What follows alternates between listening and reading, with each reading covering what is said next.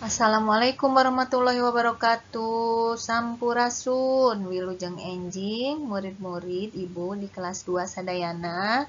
Mudah-mudahan aya dina kaayaan sehat walafiat.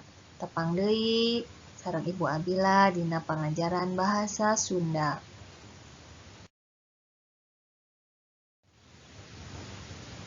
Dinten ieu sateacan urang ngalaksanakeun tes, urang nyemut-nyemut deui materi anu atos dipelajari ku urang sadayana, nyaeta ngeunaan ngaregepkeun pupuh pucung, kalimah pangajak, nyaritakeun kaayaan gambar, tuangeun khas Sunda sareng nuliskeun ngaran.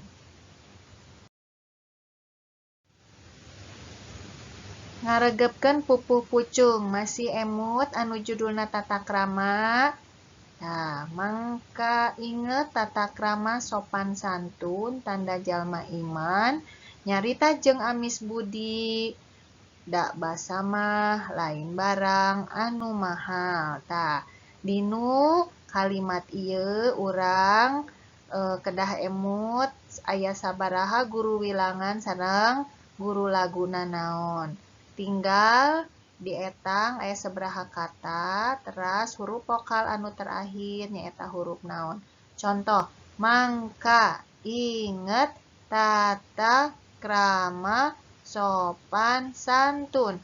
Aya 12 kata sareng huruf U anu terakhir huruf vokal. Anu kadua tanda jalma iman aya genep suku kata sareng huruf vokal terakhir nyaeta A. Kitu saterasna.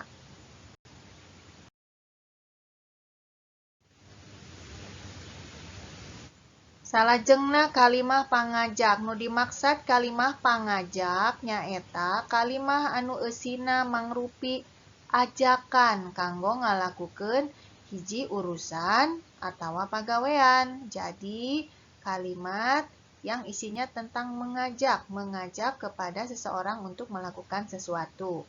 Contoh, Dini ngajak Ameng ka Ima. Ima, Ameng yuk. Nah, seperti itu kalimat pangajaknya. Yang kedua, Dewi ngajak jajan cilok ka Rina. Bagaimana kalimat pangajaknya? Rin, jajan cilok yuk. Nah, seperti itu ya. Ciri-cirinya ada kalimat yu atau hayu.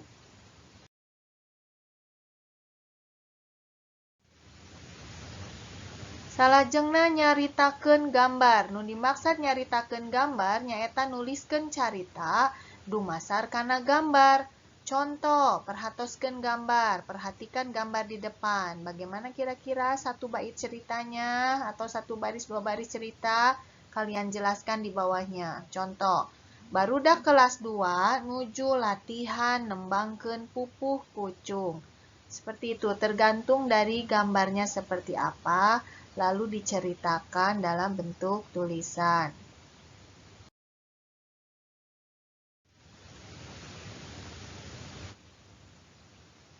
Materi salajengna tuangeun khas Sunda. Mangga tingali aya tauco.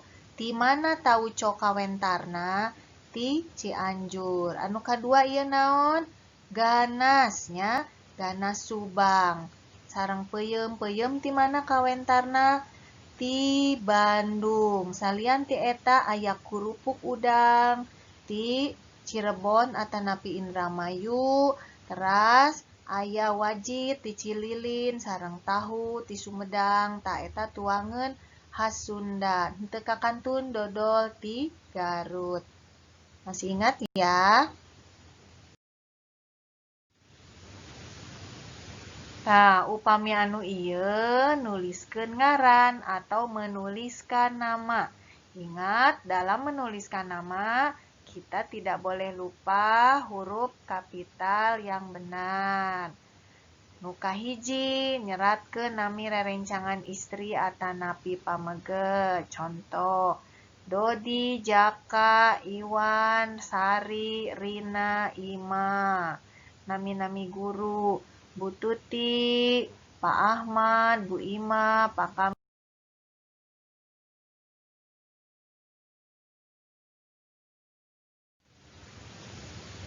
Murid-murid sadayana kumaha tos emut deui materi-materi anu kapangkertos dipelajari. Mudah-mudahan tos emutnya upami tacan mangga diputer deui video pembelajaranana. Mung dugi dieu wae. Wassalamualaikum warahmatullahi wabarakatuh. Hatur nuhun.